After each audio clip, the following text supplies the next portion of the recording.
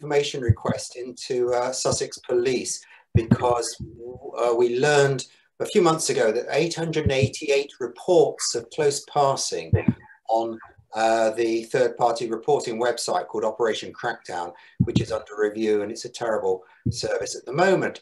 So I put in a request to find out what happened to the 888 reports of close passing.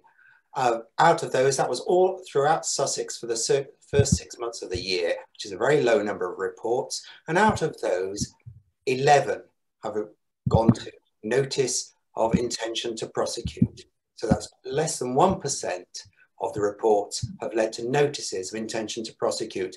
And how many of those actually lead to prosecutions, we've got no idea. So Sussex Police really needs to pull its socks up to get close passing eliminated. That's all I've got to say. Thank you. Yeah, that's really interesting to know some of those statistics. I think we're starting to kind of, you know, get a bit of a picture from around the country of how different forces are dealing with that differently. Simon, you got your hand up. Yeah, there's a couple of things from London if now's the right time. Yeah, go for it. So the Tale of Two Cities, Haringey is just putting its fourth low traffic neighbourhood in pretty much as many weeks, let alone months. Quite incredible turnaround from Haringey, who, for those of you who don't know the area, has not done anything on active travel for pretty much decades. One of the worst meetings I've ever had was with the Haringey councillor. They're now putting in LTNs like there's no tomorrow, and doing great stuff. On the other side of the coin, Tower Hamlets this week tried to rip out a school street, including play equipment, because this is an old modal filtered street from back in the day, has been an LTN for decades. And so the school during the pandemic put out school equipment, play equipment and stuff like that on the street because there's so few cars anyway, put in a school street.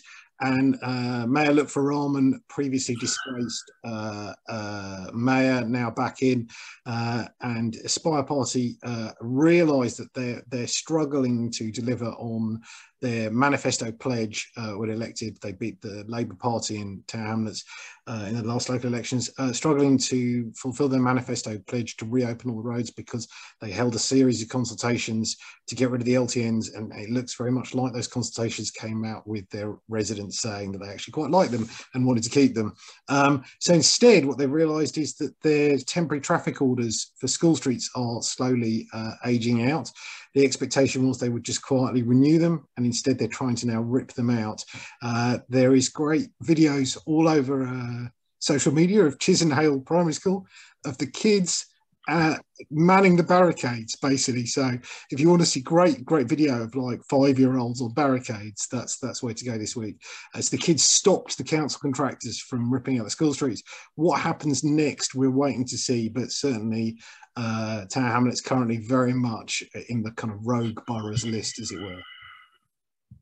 Yeah, I saw that video. Good for them, but that must be so demoralising particularly for that school. Yeah. Thanks, Simon. Who's next? Oh, hi. Yeah. Is that me? It's you, Dave. Yeah. Okay. Yeah, 3 little bits. We now seem to have virtually every express coach service in Scotland allowing you to reserve a place to take your bike on the coach. Scottish CityLink have just started doing this online with the new winter timetable. And so we have Ember, which is 100% electric. They're already reserving bikes, and they're doing this very sensible thing of not actually going very far from the motorway. You have to get to the coach stop. It means the coaches run really fast and minimal stops. The other details, my RTC is being problematical. I came off the bike, knocked out unconscious. The police were never informed. It hasn't even gone onto their record properly. And so we're battling on that one. Scottish Water didn't repair the road properly. And I think that was probably about everything, but that's probably enough for now. Yeah, thank you. And anybody else? I can't believe that's all the news that there's been in the last 2 weeks. Oh, Mark? Yeah, this is actually not great news. So just announced literally an hour ago that the Brighton and Hove Bike Share Scheme is going to have to stop and then restart. So it's going to stop in the 1st of January and restart with the new operator, who I know but I can't tell you about, in the spring. Basically because the bikes were built using 3G SIM cards, and Vodafone have withdrawing support for 3G SIM cards as of 1st of January. And they can't, the controllers are made in Poland, so they don't have to be shipped back to Poland, hundreds of pounds spent on them to renovate them all, plus Brexit, and then brought back only for them to operate for 3 months, and it just isn't viable to do that for 400 bikes for 3 months.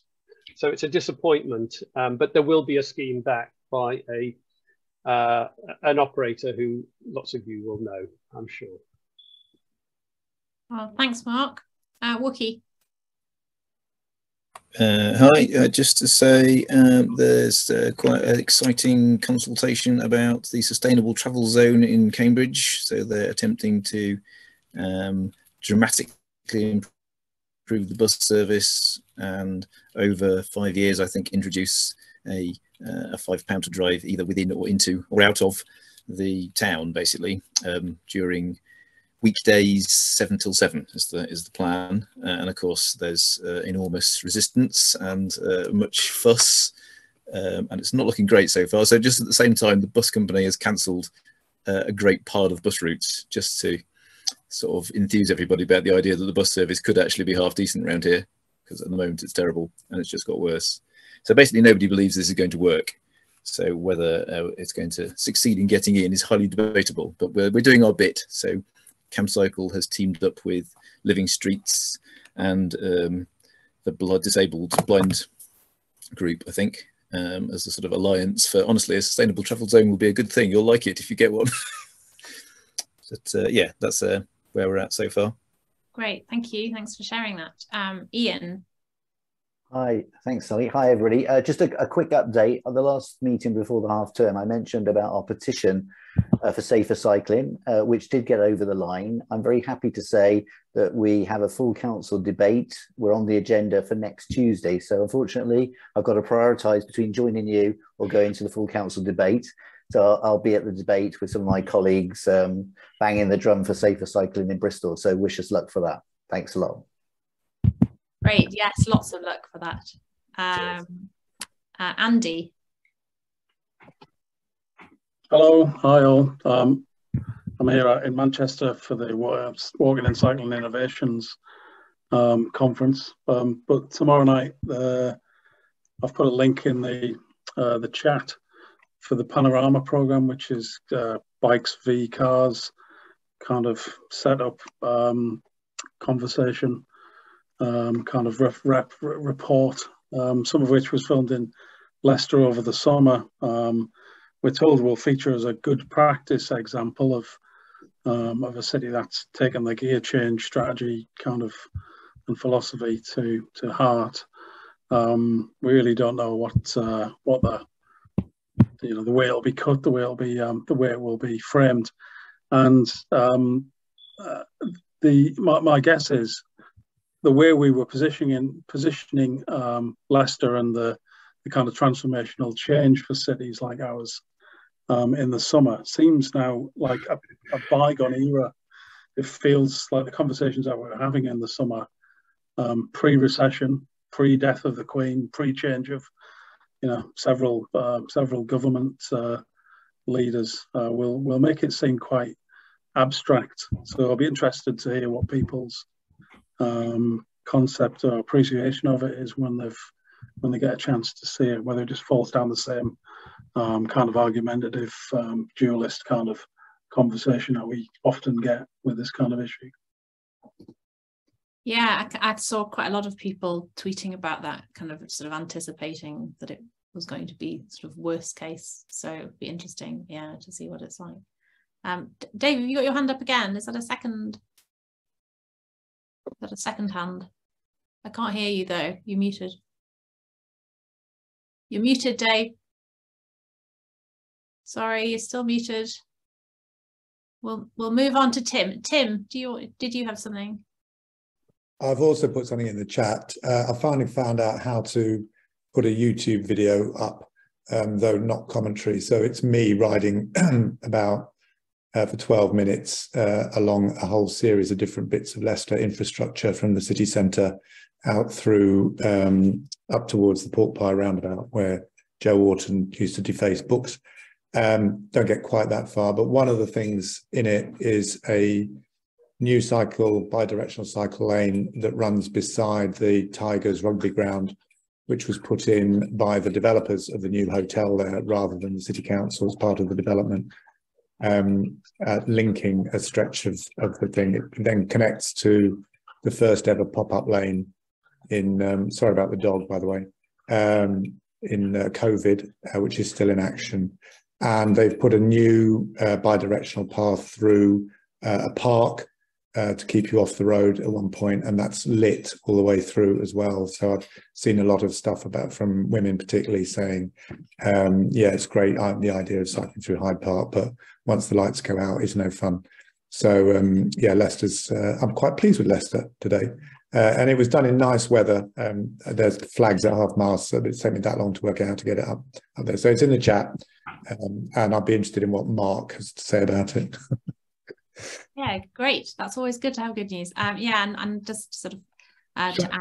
Yep, sorry, Dave, are you there now? Yeah, Sally, I don't know what happened there, but my unmute locked up. I just remember the other thing I was going to mention. I went to the Cycling Scotland annual conference, and I took the opportunity to try out the Park and Ride and the Craigforth development. I've put some pictures on my Flickr account, AV Low, but Craigforth is the antithesis of active travel. The sign at the entrance says you cannot walk out of this place because you walk straight onto the roundabout at junction 10 of the M9. And literally the place is absolutely designed for driving there. It's crazy, and I've just put pictures up. It really is. If you want to deny active travel, build places that people can't walk or cycle to. Yeah, still far too much of that. Yeah, and then so something from Newcastle. We've got a new low traffic neighbourhood. It's not being called that. I can't remember what it's being called, in Heaton, which has been sort of in development for quite a long time, and that's finally gone in last week. Still waiting for one filter. One of the filters is being consulted on as a permanent, as a TRO, and the others are experimental. So so far there's been sort of minor kind of hiccups with it, but it seems to have been relatively well received on the whole so far. So just fingers crossed that keeps going. So I think, oh, Robin, you got a hand up as well. I think after Robin, we'll move on to Bob. Yeah, so from Oxford, our big thing at the moment is the Central Oxfordshire Travel Plan, which is a scheme to put 6 major bus gates into Oxford, which would give us a kind of Ghent-like traffic segmentation plan, except it would if there weren't so many exceptions to it, but it will reduce traffic. That has, the consultation has finished, so it's in the stage where the office is collating all the evidence, and the councillors will be having, or the cabinet will be having their discussions to make up their minds what they think. We as a campaigning... Oh, we've lost you, Robin. I don't know if you've just... No, I think we've lost him. He's dropped out, I think, by the looks of it. Robin, we'll come back to you if that's okay. Sorry, really we missed a bit of that. We missed a chunk, I think. Oh, okay. Sorry. I may have been switching. I think I got as far as the officers were going to, that we're presumably going to. Yes, so the officers are compiling the evidence. We commissioned a YouGov survey of Oxford residents, which found that they were 2-to-1 in favour, so 60% in favour, 31% against, which was a pleasant surprise. It was a bit nerve-wracking while we were waiting for the data to come in. So we managed to get that in to the consultation, and we think that's going to be really very important. The decision meeting for us is on November the 29th. So that's going to be a big day for us. Great, thank you very much.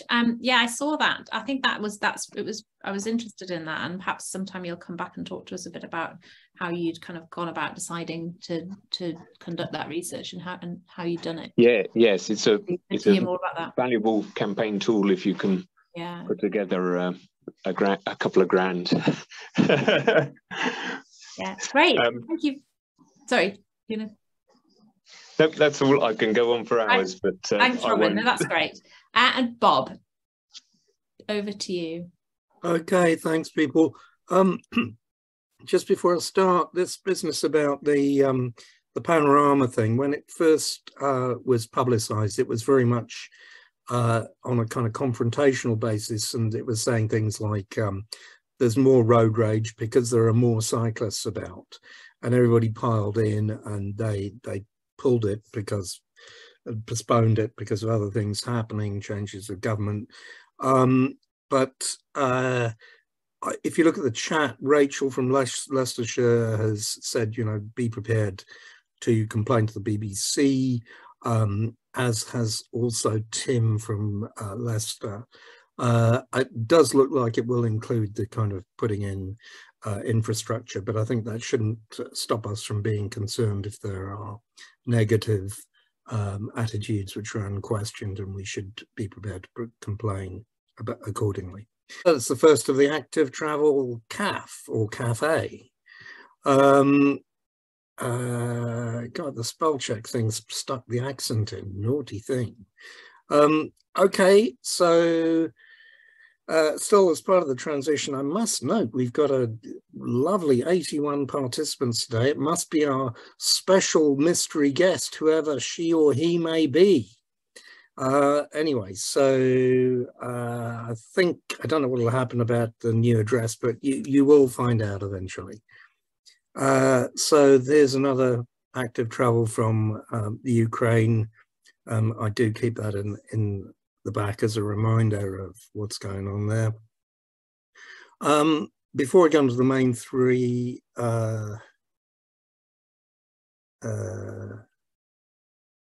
yeah, the British Cycling and Shell saga is still carrying on.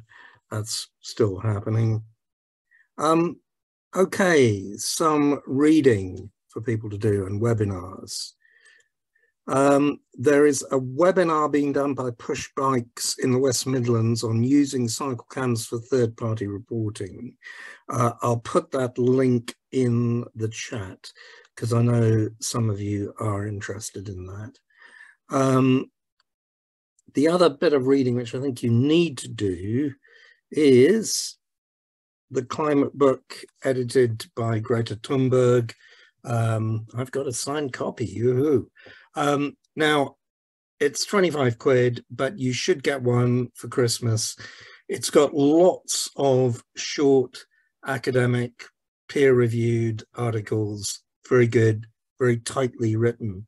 And in particular, you should read the one by Professor Gillian Hannibal and Professor Christian Brand of CREDS. And it's about how electric vehicles aren't going to be good enough, that we need to reduce motor vehicular traffic. So that is your kind of gold standard thing on EVs and why they're not good enough for the climate change objectives that we nominally have and which we should have anyway. So get yourself a copy, read that article. It's only a couple of pages long, very tight, very concise. You can and should use it in your kind of campaigning. Okay, second point. This is the "it's all happening so suddenly" thing that we get told by people who say, gosh, I hadn't been told about how we need to reduce motor vehicle use. Nobody ever told me this ever before. So this is my blast from the past from today. This is something called a report called Capital Killer, Air Pollution from Road Vehicles, done by the London Boroughs Association in August 1990. So it's 32 years ago. And The London Boroughs Association was one of the two groups of councils in London. This one was set up by the Conservatives, actually. And the conclusions are that the most important emissions could be concerned with are greenhouse gas emissions. It's saying that for the 1990s, we need to be looking at modes of transport which are environmentally friendly, such as walking and cycling, and chosen by individuals in preference to the car. This choice, however, has to be genuinely available. So that kind of thing was being talked about 32 years ago. It's not new. Right, so for my third item to talk about, I've vaguely referenced this before. I'd like our mystery guest to give some opinions on this, and the rest of you as well. It's the numbers area, and I want to talk about the cost of living crisis and what this actually might mean for active travel. Now, Cycling UK, as part of their sort of Great Bike Revival and so on, have done various bits and pieces on how cycling is good if you're short of money. And there is a quite nice piece in the current Cycling UK magazine about getting a lovely old roadster for 100 quid. And that's kind of interesting, and it will be interesting to see if people shift to active travel because their money is running out. Or maybe they're middle-class people who are just doing a calculation of how much money they've got and they're trying to work out more efficient alternatives. So this also goes into the fact that there will be a lot of demands for what I call more subsidy for driving. That is to say, not cutting, are we going to carry on with the cancelled fuel tax accelerator when it comes to statements from government? My view is that government should not only cancel the roads building programme, which is about the one area where there is fat left to trim, but should start beginning to get motorists to pay more towards the external costs that they inflict on the rest of us. And how do we engage with this? How do we talk about it? A lot of motorists are going to be saying we need petrol to be cheaper, we can't manage otherwise, and so on and so on. And we need to be able, in my view, to deal with those kind of arguments. And also this business of if people are shifting to cycling because they haven't got the money, will this fit into the old idea that cycling is just for poor people, in the same way that it's supposedly just for racing cyclists or hippies or greens or losers or people who are wealthy or whatever kind of stereotype you want to throw in, however much they contradict each other. So, I think we need to have a discussion about how the economic crisis will not only be an area where, in my view, we need to campaign for more active travel, but in terms of how it will impact on us generally, because I notice a lot more people cycling around in my neck of the woods in London Borough of Brent, where the council has done more or less nothing for active travel. So in a sense, that's good, but it's something that we have to account for. Not that it hasn't done anything for active travel, but that it's good that people are spontaneously moving to more cycling. And I think we just need to talk about that in terms of the overall economic context. Okay, so that's that. Thank you, Bob. Some great stuff there, and some great reading. Yeah, I've been listening to that audio book as well, and thinking about who I might buy it for Christmas. I can see Adam has his hand up. Do you have a question or a comment or a contribution? Yeah, talking about the cost of living thing, it's also one of those things that's also impacting the building costs of infrastructure. So I've seen, 10, 15, 20, 30% increases in costs of, say, building cycle infrastructure. Where this may kind of filter out is that you might find, particularly at your highways authority level, the only funding available to you is coming through the active travel fund going forward, because a lot of councils will be looking to cut costs.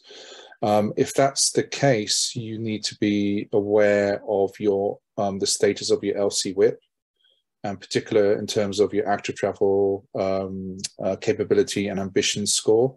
So councils this year would have had their scoring set, and your LC WIP, when you look at that, I'll put a link into the chat to the actual survey that everybody filled out. But you should be focusing as much as possible on the quality of your LC WIP. If you were a combined authority, a metro combined authority, that would have been provided at metro level, at that level this time round.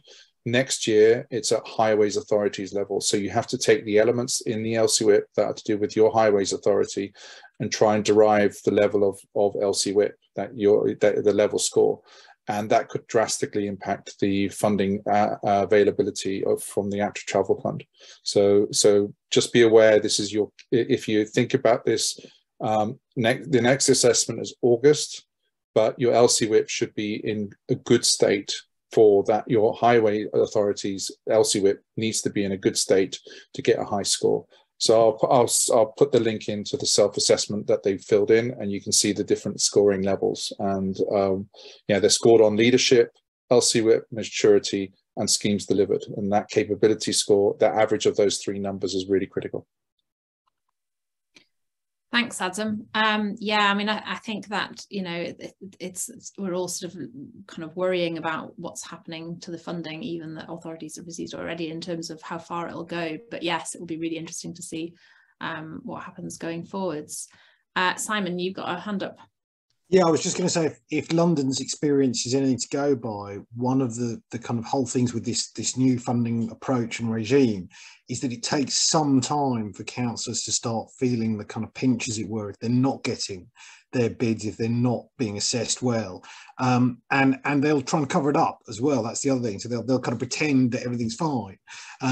So I think it's worth campaigners certainly being aware that if you want to make something of the funding, and your council isn't getting great funding levels or whatever, or it's failing to achieve funding, or you want it to up its game, I think you have to make that quite clear somehow to them that there is a real impact for this, and they're seeing the pinch, as it were, and particularly in the cost of living crisis. I put in the chat, different councillors in London, depending on their political leanings and what they feel about stuff, either cyclists are all the richest people on the planet, or cyclists are all the poorest people on the planet, depending on whether they want to do schemes or not, and what their attitude is to people. So I think it's really important. The cost of living crisis is really important, but if you want to get schemes in and you want funding, you probably need to make sure that you're dragging out into the light what the council is or isn't doing, as it were.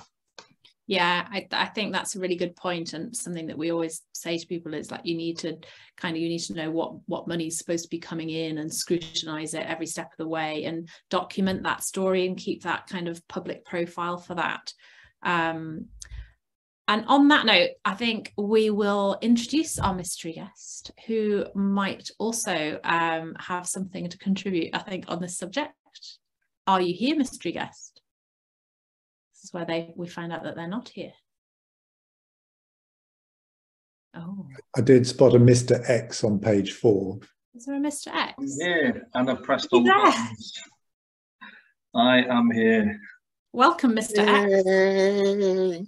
Long time no see. I'm Brian Deegan, for anybody who doesn't recognise me, and I'm the Director of Inspections at Active Travel England, and I'll be all really formal and not tell you any scoops or give you any information. That's what I'm here to do. So I've been listening for the past 9 months.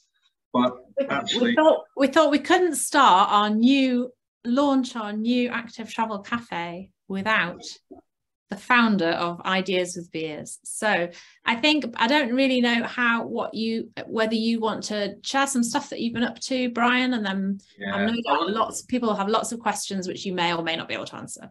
Sure, yeah, no, I'll answer the questions, and I thought I'd talk through what's been happening for the past 9 months from insider perspective, and a much better name, I have to say. So well done, team, but much more professional in general. So in recreating the spirit of the lockdown events that I used to run, I've done absolutely zero preparation as usual, and we'll say it all off the cuff, and it'll all be fun. So what's been happening in the last 9 months? Well, yeah, like for a good 6 of those months, we were acting in what was called a shadow format. So we weren't really quite started as an organisation, albeit within the first week, I'd looked for about 500 schemes and redesigned about 250 of them, and we got to a fairly hectic start trying to catch up with Active Travel Fund 3. So that was a really dramatic start of just like, should I get on, crack on with things, which is why I had to give it like my full undivided attention. Following that, we've been kind of operating in my space, which is like the inspection space. We look at scheme design from transport planning point of view, highway engineers, traffic engineers, whatever perspective is needed on there. So we've been going through various funds, because that's really what's been happening over the last 9 months. We've had things like the city region sustainable travel settlements. It's like multi-millions, and then we've just finished going through the levelling up fund one. So there's been lots of bids to assess and things to go through, plus setting up agreements with all the different 333 different local authorities. I thought 33 in London would kill me, and now I've times up by 10. So it's definitely been a good challenge for the old brain. So setting up agreements with people, how we're going to work, what the process is going to work like. I think Adam talked a bit about the assessments of capability and ambition. So that was a big thing to bring in on our side as well, just to see where people were at, rather than always pointing the finger, why have you done that, why have you done that, when you haven't even got a strategy or a view on 20 miles an hour or traffic management or anything. We had to look at where people were and start building them up. So it definitely was an interesting thing to do, which will then apply to the next round of funding, which will be Travel Fund 4, which is the big one, which we're working through with the president at the moment. But I should have started by talking about Active Travel England in general, but I'm kind of thinking most of the people on this call know what we're about. But just in case you don't, there's my side of it, the inspection side of it, where we keep an eye on design quality, really, to make sure that the government gets value for money for all its multi-billion pound settlements in this area. But there's also a planning element. We're currently going through the process to become statutory consultee. So that'll be really interesting to see what we can do to make sure that the stuff that's coming over the next 10, 20 years doesn't all have to be retrofitted with the stuff that we're doing now, because then we're paying twice for the same thing. Also got a really exciting data and analytics team, which is a really nice and big now. A good 10 people hopefully we'll have in that section. And we've got, in an interim way, Robin Lovelace, who I'm sure most of you know, coming up with bright ideas faster than we know what to do with them. So I think we're very excited about what Robin is. And certainly from my perspective, Robin could make my job a lot easier and make it a lot more efficient, and actually give me a chance of looking at every single scheme and getting some reasonable information over to people in there. We're also in charge of a bikeability, and we've got a behaviour change team. So very exciting. The capability funds just gone out from that side of things, so we want to push on that. Also, there's a stakeholder management side, and there's a comms side, a communication side. There's a lot to it, all fit in one handy little 98 people capped package. So in order to exert our full influence across England, we're really having to make a lot of friends, and that's really what it's been about, trying to get connected with partnerships and organisations. So it might have looked from the outside world that we've been doing much, but a few things I think have popped out and resonated. But yeah, no, we've been going absolutely hell for leather behind the scenes trying to get ready. At the moment, I'm doing a load of recruitment to try and get up to our full capacity early in the new year. So that's been taking a fair bit of time. What else has been going on? What the gossip is there? It's just generally really exciting. It's really exciting. The people we're getting in just dreamed of working with some of these people, and it's great that the government's been backing it. And it's been really interesting seeing the minister merry-go-round, and we've had some really interesting ministers, and it's good to get that perspective, which is one of the things that really interested me about the job, was like, how does the government actually work? So now I'm finding out, and it's really interesting, and we're really excited about getting in these settings. And I think the names for Department of Transport have been announced, and we've got a pretty good bunch, so I'm quite happy on that regard. But I'll stop prattling on. Just know that I've been working very hard trying to get it all going, and we're really excited. We've got a chance to really influence things and deliver on the big agendas, the health one, the decarbonisation, the cost of living one, and I'm happy to answer any questions in a really diplomatic manner without giving any speech away. But great to see you all again. I have missed you. It's been a long 9 months without meeting you, and a lot of people on this call kept me sane over COVID, and I'll always be eternally grateful for that. Oh, thanks, Brian, and thank you very much for coming to join us. I think everybody will here who came to Ideas with Beers in the early days, I'm sure will agree with me that you've been very much missed. I'm sure lots of people have got questions. I can see Ruth's got a hand up already, but I did see this question in the chat, and actually a number of people have asked me and others and the team about this. Have you got a contact? Is there a way of contacting Active Travel England? Or, I've always prided myself on being the easiest person in the world to get hold of. You can always just like tweet me. But yeah, Brian.Deegan at activetravelengland.gov.uk. There it all is. There's also like a generic email, because Lord knows my inbox is completely filled. Now they've announced that, I'd probably go even crazier. But there is a contact at activetravelengland.gov.uk email that's there, and someone will monitor that and make sure we know. So yeah, never going to be that hard to find. It's difficult. I've been saying to people when they come to me, and a few people have gone, when are you going to sort this out or take care of that? And my response is that we work with the local authorities and the highway authorities. That's everybody. So I take information in, but my usual response is, thanks, good to know. And you'll probably never hear anything again until hopefully you'll hear that it gets sorted, because that's really the kind of price you pay for being inside. I don't go on about things now, but I get a chance to change it and influence it. So please keep that information going. And as we get more and more people in, we want to be able to feed in with, use that word, stakeholders, people we used to call them, but we'll get a chance to feed in with people in a little bit more formal way. Great, thank you. And Ruth, you've got a hand up. Have you got a question for Brian? Hi, Brian. Very nice to see you. Your widow's peak is improving, I notice. Got a very dodgy haircut today. I do apologise. So the question I have for you is that, just take Hounslow and Hammersmith and Fulham, which are neighbouring boroughs. The makeup of their transport team is very different. So Hammersmith and Fulham have a proper transport engineer who's part of the team, so whenever they create anything or design anything, he's there on tap. Whereas Hounslow have to kind of hire in, and they hire in different companies, which means that bordering, and I'm sure this must happen across the country, the cycle lane infrastructure is different just as you cross the border. So the ones they use are different, the surfaces they use, the raised tables, blah, blah, blah, blah. So are you able to manage that in some way? And then the other one is, please, please, please, can we have red asphalt for cycle lanes as is used just across the water, so everyone knows what they are and they don't step into them? Thank you. All right, yeah, on point one with the cross-border one. So one, like the point I made about winning friends and influencing. So TfL are the authority to have like that strategic view of London, and to an extent, like they're doing a pretty good job of it. Yeah, I have to say, from working around the rest of the country, there's some really good people in there, and a lot of the processes and procedures that we're applying to the rest of the country, TfL already have. So there should be people who keep an eye on that, and we can support. So yes, London's part of our remit, but to a large extent, TfL are doing that heavy lifting for us, because we've got a lot of regulatory alignment.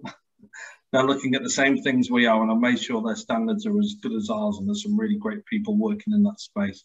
So yeah, these things shouldn't happen, but do, but there are people there to coordinate. And certainly if it's an issue, the local authority, for example, asks for our help, we will get involved, and I'll give Will Norman a nod that we're helping out in this area. And I think as we start to grow the team, particularly in my section, we can help more and more.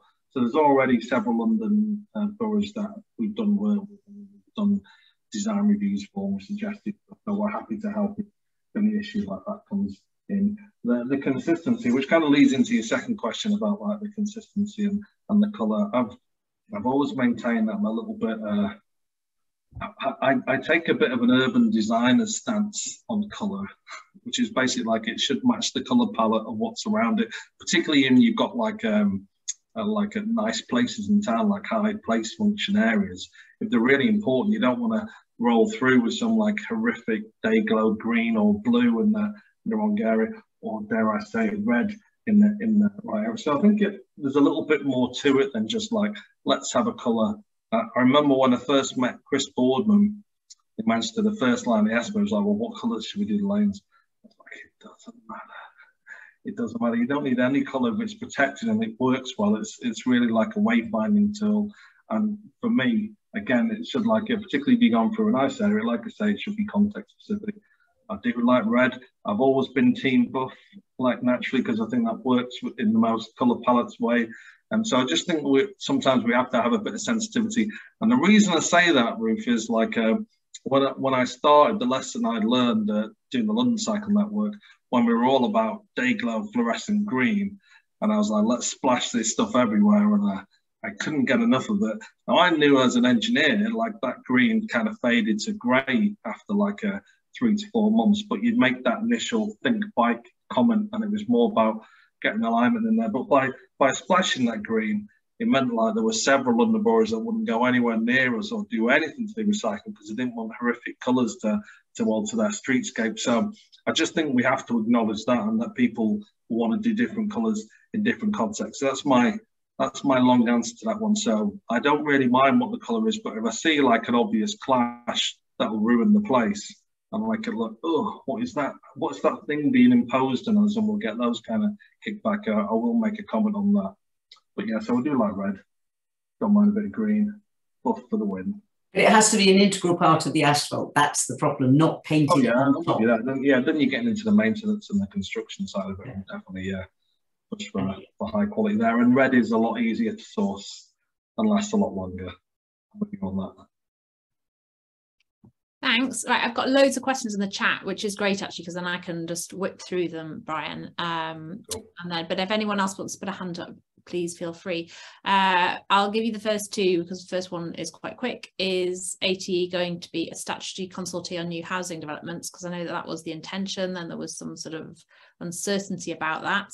And then the next one is, are you expecting ATE to be writing standards guidance documents, or will that be within the realm of the DFT or consultants? Yeah, so the first bit, yes, that's still the plan.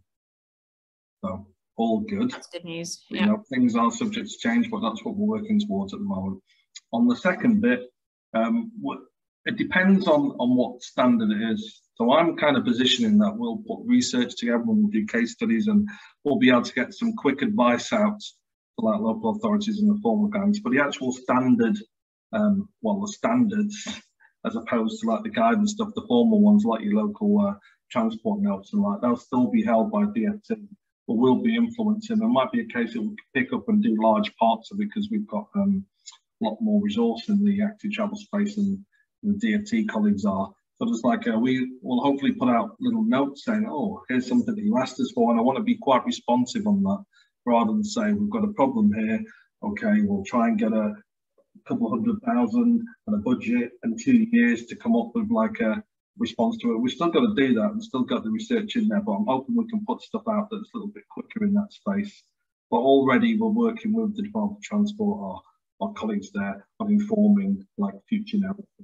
And I'm hoping that we'll put large elements together as well. So a little bit of both, but I think we'll be putting up, the plan is to put out some of our own documents as well. And he won't have the same legal standing as the Department of Transport ones, but it'll give some good advice on how to interpret like the rules and regulations in a local context.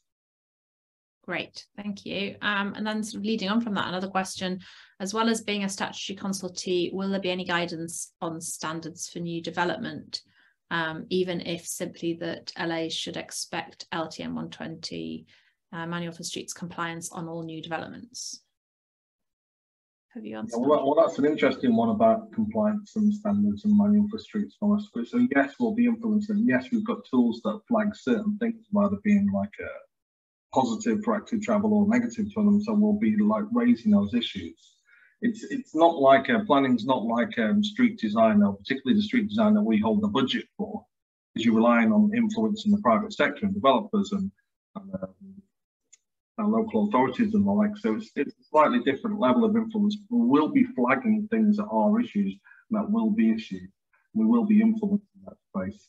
I suppose to that extent it is like scheme design in that the things that we control the budgets for, we can have a much stronger say over than the ones that other programs hold the budget for, and then we just try and influence. So I think when it comes to planning, it's all about influence. Even if you recorded like an absolute objection, it's still an influence on what's going to happen. But yeah, we want to do a lot in that space. You know, whether we put out guidance again on how to interpret things fine, or we point out the regular bits in the national planning policy framework and manual for streets as well. Definitely manual for streets is our top guidance document. That's what we'll be enforce. Great, thank you. Mark, do you want to go with your question, and then I'll return to the picking them out of the chat? Thanks. This may be a question for Robin. First of all, hi Brian, and good to see you again. And I won't see you in Manchester at Stevedore. So literally today, the ONS have just published the publication date for the travel to work data, which is going to be the 8th of December. That will, and also all the boundaries of super output areas, which is what things are calculated on, will change. That means the PCT, propensity to cycle tool, will be out of date, but also be able to be more up to date because it'll be 2021. Is somebody working on that? Or is it going to be a dead duck and a different thing entirely? No, I told you the name of the person that's already working, and we've got Robbie Lovelace in there. If he can't figure it all out, then nobody can. So yes, we've got people, and they want to, and there's quite a few exciting tools that we're working on that we think will really revolutionise the transport planning space and help us with our tasks. So yeah, watch out. And I think club to the Manchester conference, I think Robin's going to be talking about some of them tomorrow anyway, but yeah, that would be the guy I'd go to just sort it out. He'd probably do it in 5 minutes while holding a conversation with you, and it's all going to be good. I've got a lot of faith in Robin. Great, thank you. And somebody wants to know, can we have a bit about what inspection at AT looks like? When are you involved? What are you looking for? And I guess maybe you want to say a bit more about kind of how, you know, how many people that you have employed now, kind of across the organisation. Yeah, well, at the moment there's 2.5 of us, but yeah, that will expand greatly in the inspection space to roughly about 30 in the next couple of months. So it'll be very exciting. I'm relying a lot on consultants support. So that's all good. So I probably should have said this in my introduction, but yeah, how much process can you handle? But I'll give you a 2-minute potted thing about the inspection, how it works. Well, basically, we have a couple of crucial times that we come into the scheme life cycle. So one, people have to bid in, so we have to assess that bid. When we assess a bid, this is the way we hope it'll work going forward. We'll assess a bid and go, that sounds good. Here's some development money. Get it all developed. Tell us when you've got like an actual feasibility drawing or something that's ready to go out to the public. Then we'll look at it and go, actually, yeah, that's what you said you were going to do, and you reapportion the space nicely. And that's our most formal check. That's when we've got a whole series of tools that we use, depending on the nature of the scheme. Is it area-based? Is it route-based? Is it like a major junction? We apply our various tools to it. I don't think there's going to be too many surprises when people see them. It's very like the cycling level service assessment tool, healthy street check, all that kind of thing. So we've got our version of that which we apply then, and then if that's all good, then we give people the actual money to actually build it. And then it's up to local authorities. They can call on us for any help and support at any stage throughout the scheme life cycle. But the next time we formally check them is after we built it. And that's our most formal period there. It's not the most important one, but it's the formal one that we're set up to do, to go on and inspect actually completed schemes. And we're going around looking at the Active Travel Fund 2 schemes at the moment, doing the inspection, making sure that they're picking up the critical issues as we see it. So that's like layouts and like issues that are associated with collision types. So we're keeping it all safety based. We go through, check that off. If there are any issues, we'll give the local authorities a chance to resolve them, snag them. And if they are kept in there, then that's our kind of like a record of non-compliance. We'll have that'll inform future plans we get along on the non-compliant one. So that's kind of how we fit into the scheme life cycle all the way along. But there's the two big gateways at the bid stage, at the feasibility stage, and then we go into the sign off, and hopefully it should all be fine. But if something's gone wrong throughout that process, I think it'll be as much down to us as it will be the local authority. Why did we pick it up early? Why did we give them solutions? Why did we help them through any kind of issues we had, either politically or technically? That's really a large part of what we do. It's not just wrong. We want to go, have you thought about it? Brian, well, you're dipping out a bit. You haven't got a, yeah, we kind of, it's all right for a bit and then we lose you again. You haven't got a mic or anything you can use. Oh yeah, no, I'll put it a little bit nearer. That's better. I'm on my old laptop here. Yeah, that's better. You have to sit much closer. Okay, that's good. Well, it gives me a chance to do a bit of a power stance anyway. Yeah. So yeah, I'll come. I was saying that really, really quickly as well. That was my double speed talk because I was trying to fit in what should be an all-day presentation into 2 lines then. But I think those that know got it. Anybody else, you know how to get hold of me now. Great. I'm just looking through these questions. So I've got somebody who's asked, what could we expect to see in terms of support for pushing high quality schemes, even in locations which haven't scored highly on the recent assessment? I'm working with Staffordshire County Council, but as a rural county, there are significant concerns about how to get over the data hurdles, as it's a county made of small towns, relatively speaking. That's Kat from Sustrans. Yeah, no, I've got a big plan for rural areas, and hopefully we're going to put something out quite soon in the area. I did have something over the previous minister who's really focused on rural areas, but I'm still waiting to see the way the land lies. But there's quite a lot of advice and guidance coming out with Active Travel Fund 4 on how you apply these things in rural areas and how you push them through. In terms of the support, if someone's at a kind of lower tier, really what I want to know is like, do you want to move up? And if you want to move up, I'll give everything that I can to help you do that as a local authority. We'll give the resources, we'll give you people, we'll help you with design, we'll talk the councils into it, whatever you need. I really think that's like the main role of my team, to help people get up to that next level so they can do more ambitious schemes and make more of a transformation. It might be like doing a school street might be the biggest thing that ever happened in the local authority to help them through that process. But yeah, it's not just a question of like, oh, you're there. Problem, we're there to help and improve people. We want everybody to be here for. That's the whole reason we're in this space. And then we're on a machine banging out active travel schemes and getting the whole nation transformed, and then flying back in retire then. Thanks, Brian. Andy, have you got a hands up? We'll go to you, and then I think there's 1 or 2 more questions that are in the chat. Thanks. Hi, Brian. Yeah, I guess my question, it ties to what you're saying about the interventions from Active Travel England in terms of politicians, and how, given all the games we had around the urgent active travel work, and it's still going on for me, it's still, Matt Hadley and his mad schemes.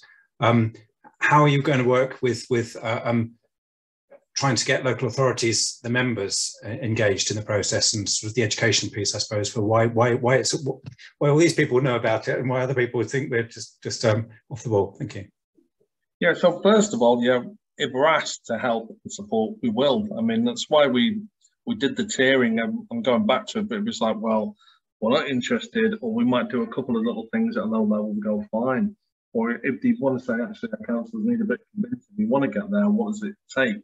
Then, like I say, that's the time when I'll turn up with as many resources as needed to try and get things changed. So any like a politician, local, regional, whatever, who needs any kind of help or advice, we're there to help. And that's why we've got like a stakeholder team, a comms team, people like myself, and we're going to have regional engagement teams as well, with people based all the way around the country to try and help people out and really understand what the issues are, rather than just deciding from one headquarters like what's happening. We'll be there on the spot to help people out.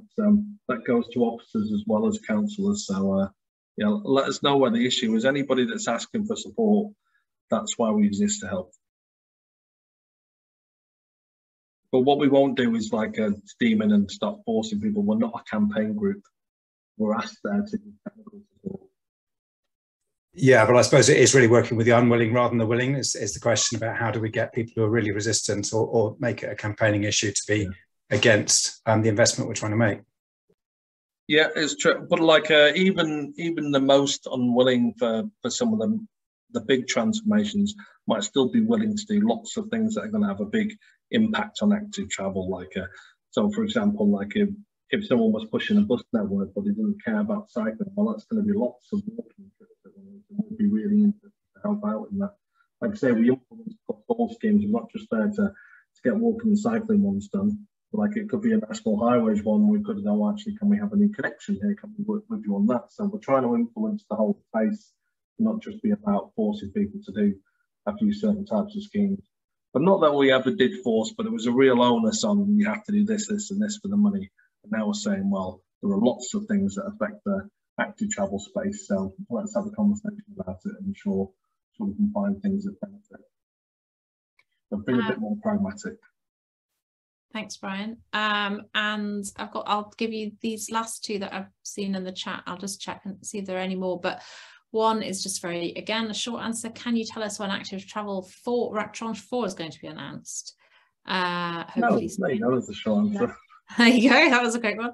And again, this is kind of relating back to standards again, and I'm not quite sure whether you'd covered this, but what happens if a local authority wants to introduce its own version of cycling and possibly walking standards? Well, if they're better, then we're all good. If they're significantly worse and we think there's issues that are going to affect safety, then we're going to be pointing them out, and there's going to be an issue when we do our inspections, particularly when we do a final inspection.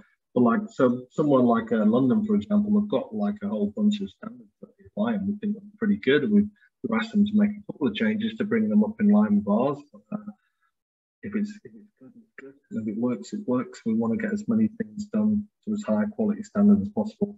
So I remember we had this in London when, well, from Forest Claxon there for Simon, when they wanted to put their own standards together based on the London Cycling Design Standards, and I was like, fine, just don't make it any worse, make it better. And I think they did do that. So shout out to John Little for doing it that way. So we're here to help with that as well. If you are putting your own standards together, maybe they'll want to get our advice and have our involvement and ask us where we think things could be improved. Because like LTM 120 is a good few years old now, and to be honest, it was kind of putting a pin in the ground, but it was nowhere near like what absolute best standards are. So we think people can go a lot further in this space, and we're happy to help. So I'm trying to do short answers, so you know what I'm like. I've had a request from Bob to repeat what you said about buses because he couldn't catch it. I think you faded off a little bit. I think you're talking about different, like supporting different types of scheme, and that sort of slightly links into Dave. Dave, do you want to ask your question? No, he's not there. Okay. He says, how is active travel? Remind me of the question, Sally. Right, I'll just read it. I found it now. I thought I couldn't find it, but it's here. How is active travel in England integrating with MAA and CS initiative? Mobility as a service. It's where you have a single account that pays for your bus fare, your train fare, your car hire, your electric bike hire, whatever it is, and you get a monthly account for it. So you buy your travel as a single account, which makes it very, very much more economical than running a car or doing something like that. And you've got what you want 24/7. How would active travel integrate with that? Yeah, sure. So if someone was doing that approach, then we'd be there to advise. So it's a bit like the bus questions as well. We'd be exerting an influence to make sure that the benefits are realised and there's no disbenefits, particularly on the safety side of things for people walking and cycling. Because people can, in my profession, get a little bit modally fixated and you're chasing your outputs, and sometimes you forget about the repercussions. And that, you know, that's leveled straight at me as well. I was just cycling and never really think about walking on these wrecking all the bus networks.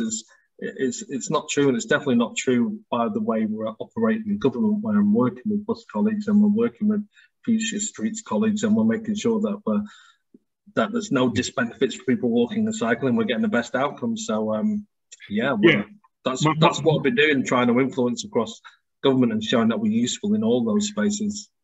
Yeah, because we've got a lot of old school bus people we need to work on, and my policy is I never walk or cycle any further than I need to if there's a perfectly good bus or train going there. You know, it's a matter of picking the best tool for the job and making it work and making it work seamlessly. And the one statistic we got from Bikes on Buses research in '97 was that buses per vehicle per year hit more pedestrians than any other class of vehicle, simply because in order to have a viable bus service, you've got to invite people to walk up to the bus. Yeah, well, just in terms of like our overall targets of getting 50% of short trips in urban areas done by active travel, the biggest thing we can do for those walking trips is get good public transport. We know that from London and across the world, really. And like you say, then we've got to keep them safe, getting to the infrastructure around it, and then that's the whole like street environment changes and all the stuff that we do as a day-to-day. So yeah, try to join it up, Dave. All good. Does anybody else have another question for Brian? I think I've caught everything in the chat, but if I haven't, please wave. No. And did you say that you're hoping to be kind of full, you know, have kind of recruited everyone by Christmas, after Christmas? Is that the still? It probably won't be by Christmas, but early in the new year, we're getting the job adverts out thick and fast. I'm in the middle of like a month of interviewing people just all day, every day. So we're really excited about getting a whole new team in. Very exciting. So look, and there's more jobs coming up as well, so it's going to be exciting. And yeah, and I was going to ask about the tranche. Well, I suppose 2 schemes that initially there was, you know, they must be completed by X time. That's obviously gone out of the window. Will there be kind of monitoring going on over sort of how long it's taking authorities to kind of complete each stage? Yeah, and this comes down to the tiering as well, that people took on a lot of stuff and the complexity and change. And we obviously know material prices have gone through the roof and construction schedules are all out of whack. But that has influenced what kind of tiering and what kind of like funding people are ready to receive and how much they can spend. So we're using that. We're using the data we get from the monitoring to inform that. So yeah, trying to be smarter about it. Tom, you can see you've got your hand up. Have you got a question? Yeah. Hi, Brian. The recently moderated local authority self-assessment scores obviously are going to play a role in how much funding is allocated where, but you're also going to have the final assessment records of non-compliance. So at one point, is the former going to be superseded by the latter, or how are they going to play together? Yeah, I mean, from my point of view, and I would say this as kind of a infrastructure obsessive, but that's the most important data set we've got. Like, are they delivering stuff to the quality standard? Because if they're not, then we're not realising the outputs from the business case. Then we're not going to get the trips that we need, which is the whole purpose of Active Travel England. So I think that will be a really influential data set. Now, there are many that would argue that actually political will is the fundamental factor behind whether anything's going to be done. But I think what you've actually built for me is like that's the real measure of success or not. Like, is it going to keep people safe? Is it going to get more people walking and cycling? And I think we've got a pretty good method, which you all very much well know about, of determining whether that's the case. So yeah, I want quality to override everything. But you know, there are other views available.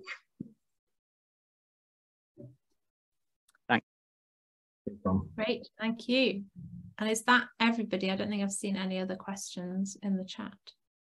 Thank you so much, Brian, for coming and sharing that. It's great to hear about that all of that's going on. I think it's felt like such a long time, and there have been times I know that a lot of people have sort of, you know, lost heart over it. So it's really good to see that it's all coming together. I know it does seem like my career is always like it's 3 years of disappointing everybody that it's not happening fast enough. Then it all happens, and then you know, things kind of fall apart. I'm going to try and stop it falling apart when everything starts happening on this one, and I think the local authorities are really up for doing good stuff. And the difference I know is that there's so much stuff happening around England, you know, really people are really like pushing forward these schemes. That just wasn't the case 5 years ago. Everybody's up to it now, so that's a really exciting place to be in. So you might think, oh, they haven't done my street in 20 years, but there's a lot of stuff happening out there. But yeah, we do have a lot to catch up on as well. Yeah, so we're getting that acceleration and getting that momentum going. I know that's really important. Sorry, Sally. Yeah. I was going to say, I think that I mean, while it's not all positive, the fact that it is, you know, something that is being talked across, you know, about in the media across the country, you know, people are talking about it and thinking, you know, it is something that people are aware of. So, and that's not all bad news. That I've just caught another question here. What can you help local authorities before the bid stage? Yeah, get in touch. My entire job is about helping local authorities. That is what we do. So we'll help you. Like the motto that Chris Boardman says, and I'm sure I told him first, but I'm going to credit Chris with this, is like, we help you win. That is the motto that we try and get. We're not just there to annoy. We're like, well, what will it take to win? How can we help you? Let's do it. So why not know you're going to win a bid before you put it in? I've always wanted to know the results before I apply for everything. So we can help. We'll help anybody that needs help in any way that they want. That's good to know. And yeah, I mean, I guess I hope we might see you a little bit more often now, if you have time to join us from time to time. I'd love to, yeah. I'd love to. Yeah, now that you've got a sensible name and you've got rid of the legacy, I can turn up. No, it's pretty good. It's been difficult not going, but I didn't want to be in a position where I knew answers and just couldn't say them. That was all the problem. But we're getting to a point where we're doing a bit more outreach now, and now we're starting to get an idea of how we're coming together as an organisation and recruiting. Hopefully, we can be in spaces like this a lot more often. Yeah, great. Yeah, no, it's really, really great to hear how it's sort of coming together. And I think for a lot of people, it'll be very reassuring to know that those conversations going on behind the scenes, and we all know that it can just take such a long time before you actually see anything happen. That, you know, we hope to see some good stuff next year.